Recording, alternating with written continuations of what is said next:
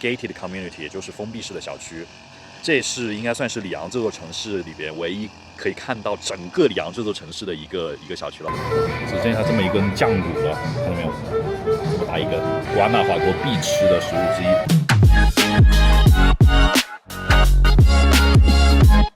我们一起来探索一下这座城市怎么样？让我去见证吧。提到墨西哥的莱昂，很多人只知道它是世界鞋都。但实际上，它更是整个巴西奥工业走廊的核心。从这里一路向东，连接着 Silao、伊拉普托，一直到克雷塔罗，串联起了全球顶尖的汽车产业带。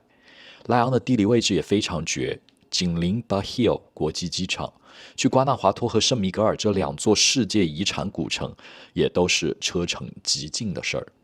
在这里，你既能漫步街头，体验精美教堂与地道美食，也能在国际热气球节里感受满天的浪漫与震撼。强劲的产业与惬意的生活在这里交融。在我这趟墨西哥之行走过的所有城市里，莱昂是最有烟火气的那一座。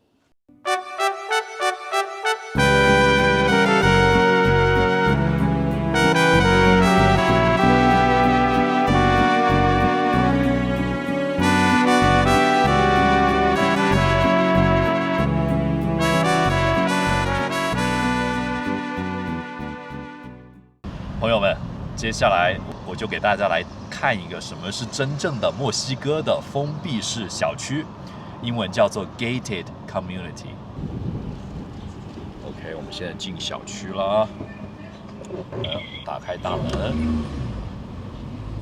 现在你看，像这种很多封闭式的小区，它都是建在这个半山坡上，所以就会有更好的 view， 可以看到更好的风景。来看这些房子。Residential family houses around here. Yeah. We have a couple of parks inside of the community. Lots of people walk all day long and at night. It's very safe. There's a lot of protection of guys in their motorcycles. Okay, yeah. Around. 这个是 all 安保 day 人员 and all night. 对，非常安全，要安保的。这边还有小区里边还有这个公园，小朋友可以玩。There's also a lot of lots available that have now started construction. The weather here in León is very nice. Yeah, that's all year long. 你看现在是最热的时候，但是其实也才23、24度的天气。中午现在是12点，真的是天气非常好。所以我们当地朋友说，这就是他想要的 Mexican Dream， 墨西哥梦。I really have my Mexican dream here in León. Good. With my family, 3 kids, my wife, and 1 dog. 这类封闭式社区安全感和居住品质直接拉满，围墙门禁、访客登记加上保安巡逻，住起来格外安心。社区内部还通常自带会所、泳池、健身房、儿童乐园和绿化步道，日常生活非常惬意。更贴心的是，很多这样的社区都会选址在工业园区、国际学校和商圈附近，紧邻主干道。不论是自己上下班通勤，还是接送孩子上下学，日常购物都是极其高效便利的。也正因为如此，这里一直特别受到外派高管、外籍企业家庭以及当地中高产群体的青睐。在这个小区里，每天都会出来遛狗，非常的安全。你看这里停的车都是宝马，这是非常好的一个小区。Gated community， 也就是封闭式的小区，这是应该算是里昂这座城市里边唯一可以看到整个里昂这座城市的一个小区了。我给大家看一下 ，Look， 你看，这旁边开始陆陆续续的在新建这些高的这些公寓了，然后远处也有一些高的写字楼，整座城市还是其实铺的很大的，但是高楼肯定不像我们中国那么多，但是也是很有发展潜力，现在在陆陆续续的不断的建设当中。你看，像这个小区的房子，就是在这个山坡上，直接可以俯瞰整个城市。它这也是一座偏工业的城市，工商业的城市，很像是德州的达拉斯这样的一个发展定位，工商、交通枢纽，非常的漂亮。还是有很多空地在现在这个山坡上，可以继续新建。这是一个就是如果大家真的有机会在这边长期居住的话，像这种类似的 gated community 是最推荐大家来进行长期投资或者说亲身居住的地方。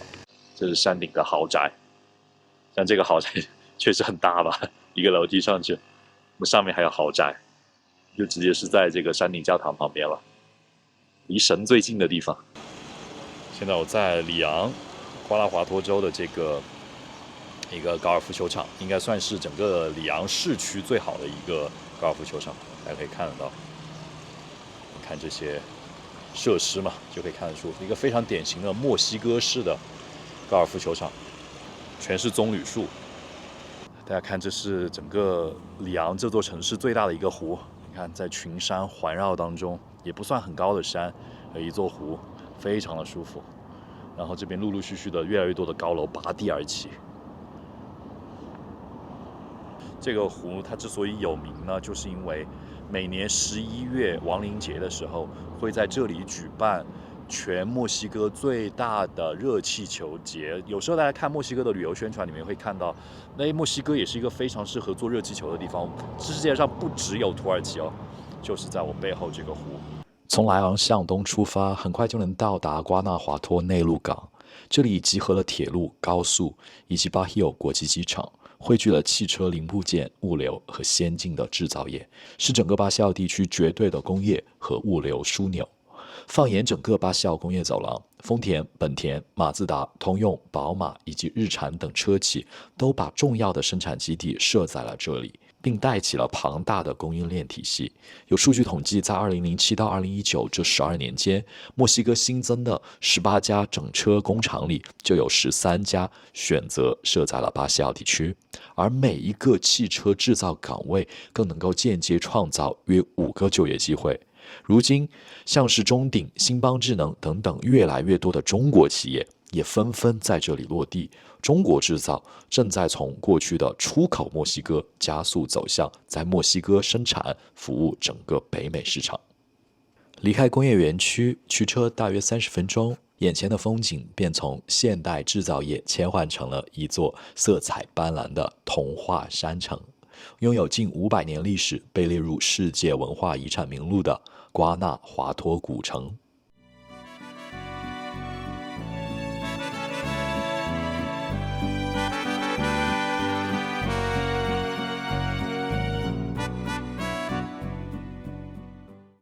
层层叠叠的彩色房屋依山而建，蜿蜒的石板小巷在山间穿梭，古老的教堂、典雅的剧院，还有耸立在山城之上的瓜纳华托大学，共同勾勒出这座城市极其浪漫的天际线。曾经富可敌国的银矿让这里盛极一时，如今经历岁月的西班牙风格建筑、古朴的街巷以及错综复杂的地下隧道，又把整座山城装成了一座鲜活的露天博物馆。从工业蓬勃发展的巴西奥走廊一路驶入这座浪漫的世界文化遗产小镇，传统与现代，硬核与温柔，就这样在同一片土地上完美相遇。看，这就是一份瓜纳华托最经典的矿工玉米卷。大家肯定会想，那卷在哪儿呢？这儿玉米卷的皮在这儿。你可以卷着也可以不卷着吃，因为现代人他不是那么要饱肚嘛，对吧？你可以只吃上面的肉和里面的这些调料、这些配菜，你可以吃一部分玉米卷，也可以卷着拿在手上吃，也可以就是只吃上面的肉和别的。然后旁边配了一个绿 salsa， 对吧？墨西哥一般都是红 salsa 和绿 salsa， 这是绿 salsa。那他给我送了一个这边的叫什么龙舌兰酒的近亲吧，就是一个当地的酒，然后配了一杯果汁。看看到底好不好吃啊！矿工玉米卷，瓜纳华托是必须吃的。还有 cheese 鸡肉，这烤的鸡肉很好吃。这胡萝卜，煮熟的胡萝卜也好好吃。本来我还不那么饿的，我吃这个烤鸡肉相当的赞。这个绿烧烤酱非常好吃。哇，那这道菜不错哎！别看这个名字很俗气，矿工玉米卷，那味道绝对是倍儿棒。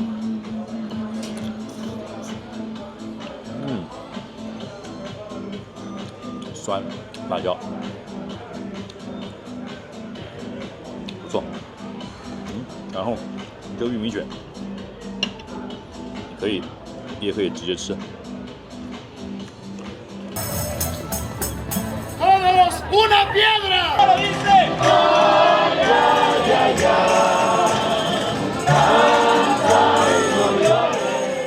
来到瓜纳华托古城，一定不能错过当地最具特色的夜间活动——卡耶霍内亚达。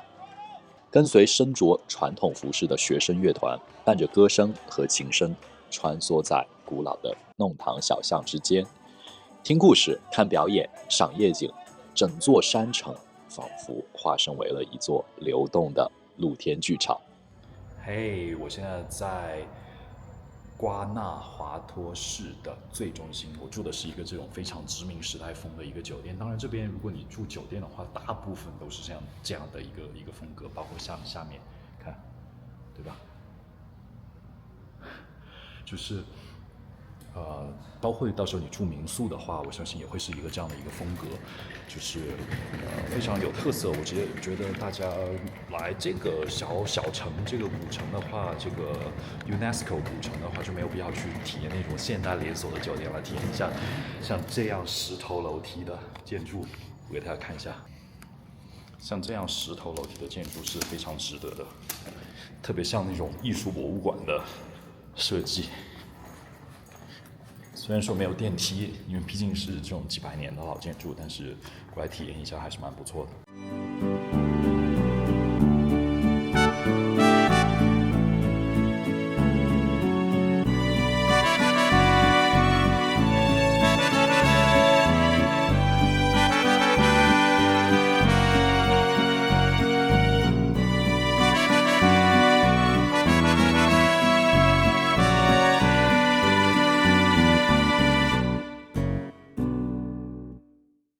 瓜纳华托必来的一个景点，就是我后面这个噔噔噔噔纪念碑。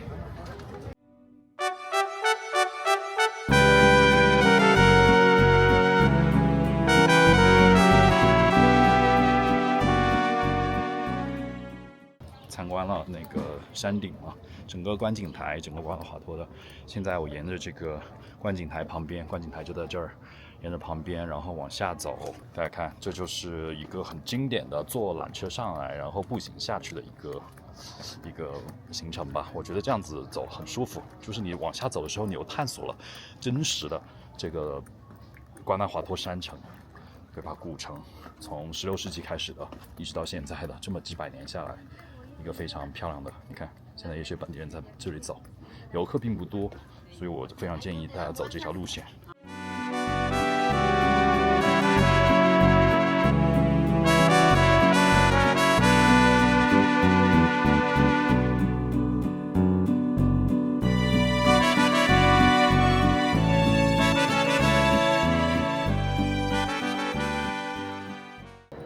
在瓜达拉哈拉的导游在当地就跟我说，整个墨西哥有3大博物馆非常值得去。第一，那当然就是墨西哥城的人类学博物馆，然后第二就是我今天所来的这个小山城的博物馆，然后第三就是他们瓜达拉哈拉博物馆。瓜达拉哈拉博物馆我没有去了，因为时间有限，所以我今天来这里补一下博物馆吧。我们是墨西哥的国父纪念碑吧，看这几个人。他们的国徽、国旗，还有一个长柄蜡烛。今年这我都认识的就是这个伊达尔戈，独立运动的领袖，他是一个神父的。他的造型就是最特点就是他秃顶，两边的头发很浓郁，中间完全秃顶。伊达尔戈，奥达玛，还奥达玛，这也是墨西哥的一个名人。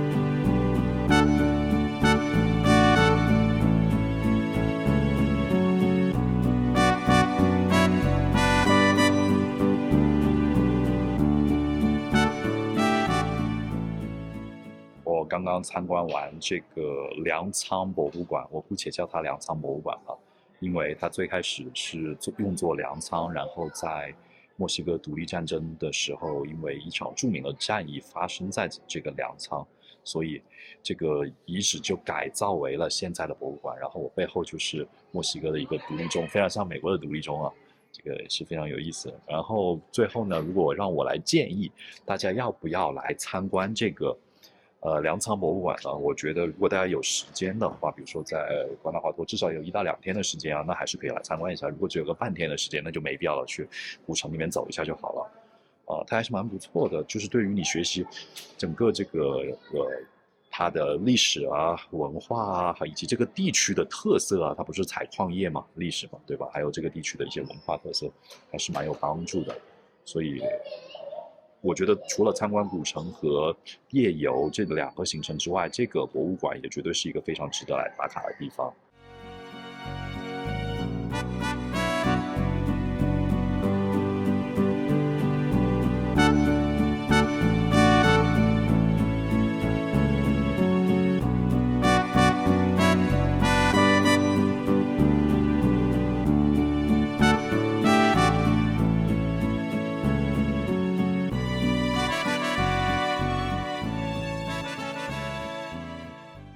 喝个红茶，居然还要加一个青柠，然后把这个红茶弄得挺绿的，挺有意思的。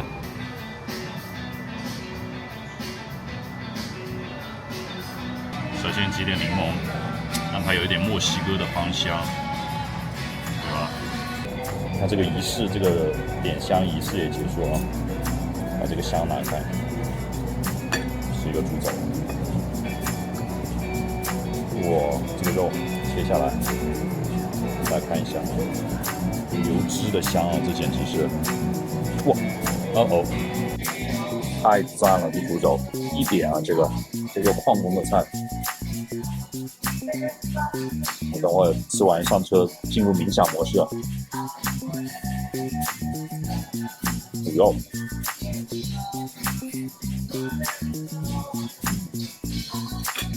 一个柠檬不够，还要放第2个。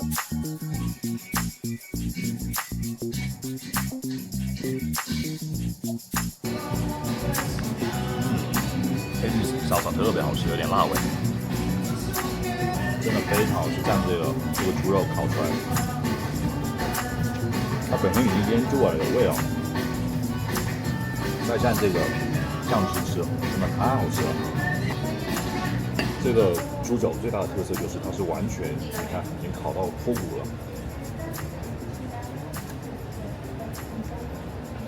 入口即化，这种烤的程度是非常好吃的。只剩下这么一根酱骨了，看到没有？这么大一根，